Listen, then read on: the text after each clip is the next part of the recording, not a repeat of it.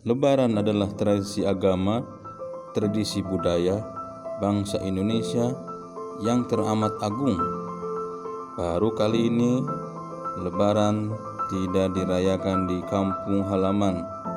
Baru kali ini tradisi mudik disidik, yang mau mudik dihardik. Sahabat yang berbahagia, kita harus bangga menjadi Muslim yang juga menjadi bangsa Indonesia.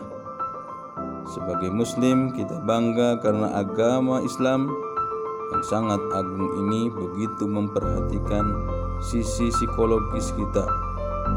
Lebaran ibarat hari rileks kita dari keberhasilan ibadah puasa sebulan lamanya, dan diposisikan Lebaran sebagai hari kemenangan. Sebagai bangsa Indonesia yang merupakan negara muslim terbesar di dunia ini, tentu kita sudah lama merasakan betapa istimewanya momentum Lebaran ini.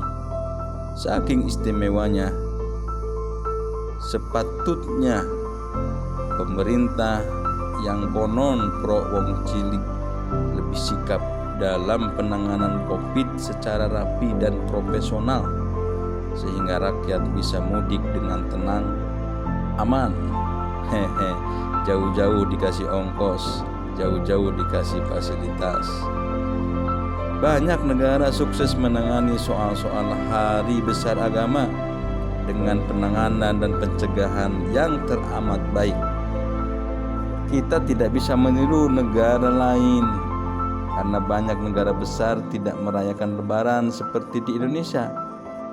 Karena di sana kita tahu Muslim bukan mayoritas. Di Indonesia, Lebaran ibarat hari agung yang teramat super duper istimewa.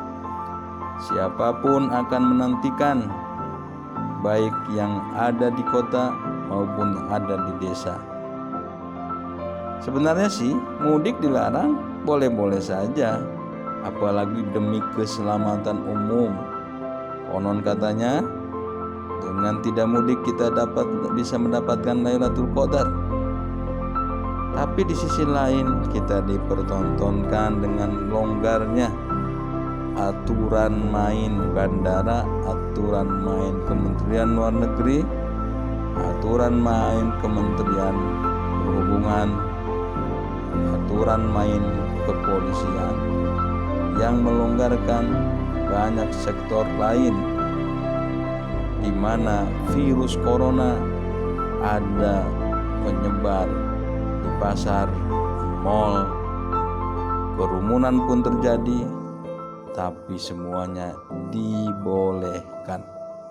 Bahkan ratusan warga asing Cina secara berduyun-duyun memasuki Indonesia tanpa hambatan sama sekali. Tidak ada pengawalan, tidak ada penyekatan, tidak ada penyidikan. Blas, silakan masuk, welcome. Tapi untuk rakyat sendiri yang mau pulang sekedar dari Bandung ke Garut, dari Bandung ke Tasik, dari Jakarta ke Serang, atau ke Jawa Tengah, atau Lampung paling jauh, Sumatera, Kalimantan, semua dipersulit dengan alasan yang konon katanya demi menghentikan COVID. Sahabat, saya sih kok merasa khawatir nanti rakyat Indonesia ini sudah tidak lagi mempercayai pemerintahnya. Apalagi pemerintahnya, kita paham, mungkin sudah terlalu kenyang dibohongi. Jika rakyat sudah tidak percaya, khawatir rakyat sudah tidak patuh, dan akhirnya pemerintah kehilangan wibawa. Ketika kehilangan wibawa, maka akan kehilangan segalanya. Hubungan pemerintah dengan rakyat tentu dong seharusnya seperti hubungan orang tua dan anak-anaknya, dilayani dengan sebaik-baiknya, dengan jiwa pelayanan dan cinta kasih sayang, bukan diskriminasi dan kekerasan.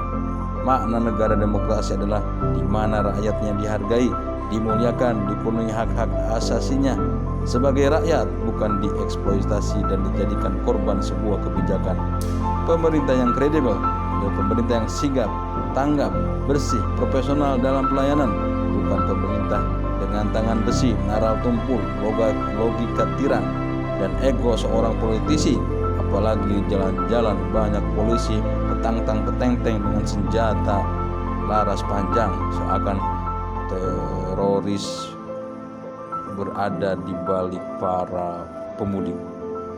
Semua hubungan dengan rakyat landasannya harus heart to heart, bukan word to word, bukan debate to debate. Saat pemerintah kehilangan kepercayaan dan rakyatnya tidak percaya lalu membangkang, bukan hanya demokrasi yang akan rusak, tapi moral dan legitimasi kita yang roboh. Agar baiknya pemerintah, mohon ke depan lebih bijaksana dalam mengeluarkan sebuah kebijakan agar rakyat merasa terayomi, merasa dihargai, merasa memiliki pelindung yang baik. Perlakukan mereka sebaik mungkin, seperti ketika mereka diminta memilih mereka yang sekarang memimpin. Tidak ada demokrasi tanpa kepercayaan publik, tidak ada demokrasi tanpa kesejahteraan rakyat, tanpa ketenangan hidup, tidak ada keberhasilan pembangunan manusia yang adil dan beradab. Sahabat, doakan terus semangat Indonesia yang tidak mudik, tetap bersabar, jauhi dari anarkisme yang sudah ada di kampung halaman, tetap bersilaturahmi, menjaga protokol kesehatan, tetap bahagia, tetap semangat. Biarkan pintu-pintu perbatasan ditutup, tapi pintu langit selalu terbuka. UNB Power. Assalamualaikum warahmatullahi wabarakatuh.